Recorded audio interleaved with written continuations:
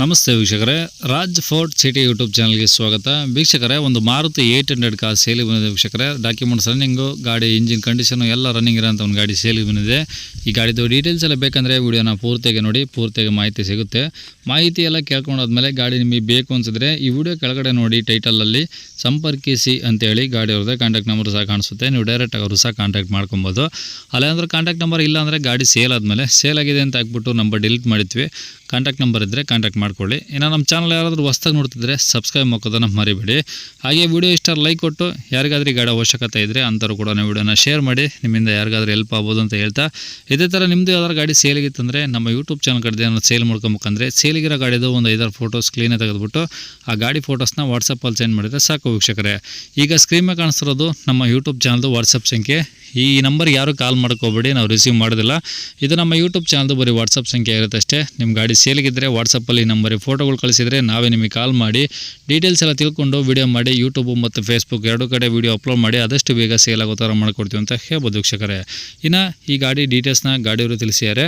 ಅವರು ಏನೇನು ಹೇಳ್ಯಾರ ಅಂತೇಳಿ ಒಂದು ಆಡಿಯೋನ ಪ್ಲೇ ಮಾಡ್ತೀನಿ. ವಿಡಿಯೋನ ಆದಷ್ಟು ಪೂರ್ತಿಯಾಗಿ ನೋಡಿ. ಅದು 800 ಸರ್. ಅದು ಮಾರುತಿ 800 ಹೌದು ಸರ್. ಮಾಡಲ್ ಎಷ್ಟು ಸರ್ ಅದು? 2005 ಸರ್. ಓನರ್ ಎಷ್ಟು ಜನ? ಓನರ್ 7 ಓನರ್ ಆಗಿದೆ ಸರ್. ಓಕೆ, ಎಷ್ಟು ಹೊಡೆ ಸರ್ ಗಾಡಿ?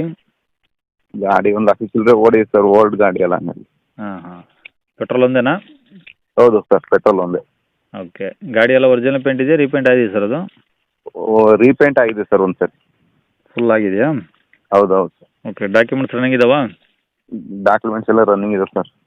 ಓಕೆ, ಗಾಡೀಲಿ ಟೈರ್ ಹೆಂಗಿದಾವೆ? ಹೊಸ ಟೈರ್ ಸರ್, 4 ಅಪೋಲೋ ಹೊಸ ಟೈರ್ ಹಾಕ್ತೀವಿ. ಓಕೆ, ಇಂಜಿನ್ ಎಲ್ಲ ಕಂಡೀಷನ್ ಆಗಿದೆಯಾ?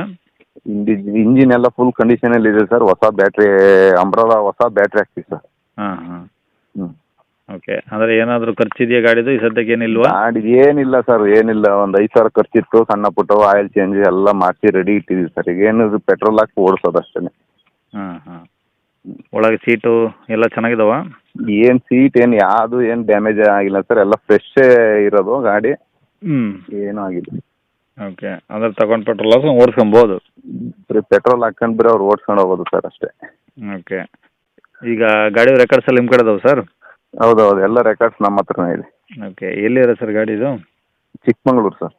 ಸಿಟಿನಾ? ಚಿಕ್ಕಮಂಗ್ಳೂರು ಸಿಟಿ ಹತ್ರ ಹಳ್ಳಿ ಸರ್. ಒಂದು 5 ಕಿಲೋಮೀಟ್ರ್ ಆಗುತ್ತೆ. ಓಕೆ, ಸಿಟಿಯಿಂದ ಒಂದು 5 ಕಿಲೋಮೀಟ್ರ್ ಆಗುತ್ತೆ. ಹಾಂ, ಚಿಕ್ಕಮಂಗ್ಳೂರು ಫೋನ್ ಮಾಡಿದ್ರೆ ನಾವೇ ಕರ್ಕೊಂಡು ಹೋಗ್ತೀವಿ ಸರ್ ಬಂದು. ಓಕೆ, ಏನು ಹೇಳ್ತೀರಿ ಸರ್ ಗಾಡಿ ರೇಟು? ಸರ್ ಎಲ್ಲ ಕಂಡೀಷನಲ್ಲಿದೆ ಗಾಡಿ. ಎಲ್ಲ ಹೊಸ ಟೈರು, ಹೊಸ ಬ್ಯಾಟ್ರಿ, ಆಯಿಲ್ ಚೇಂಜು ಎಲ್ಲ ಚೆನ್ನಾಗಿದೆ ಗಾಡಿ. 70,000 ಹೇಳ್ತೀವಿ ಸರ್. ಒಂದು 2-3 ಸಾವಿರ ಹೆಚ್ಚು ಕಮ್ಮಿ ಬಿಡ್ತೀವಿ ಸರ್ ಬಂದರೆ. 70,000 ಹೇಳ್ತೀರಾ? 2-3 ಸಾವಿರ ಕಮ್ಮಿ ಮಾಡ್ತೀರಾ? 2-3 ಸಾವಿರ ಕಮ್ಮಿ ಬಂದರೆ ಬಿಡ್ತೀವಿ ಸರ್. ಇನ್ನೇನು ಮಾಡೋದು. ನೋಡಿ ಇನ್ನೂ ಸ್ವಲ್ಪ ಕಮ್ಮಿ ಮಾಡಿ ಸರ್ ಅತ್ಲಾಗೆ.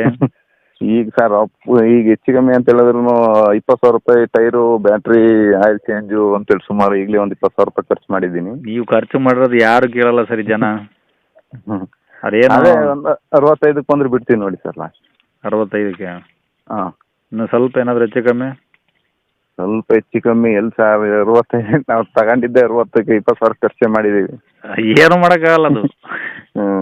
ಹಂಗೆ ಸರಿ, ನಂಬರ್ ಇದೆ ಇಲ್ಲ?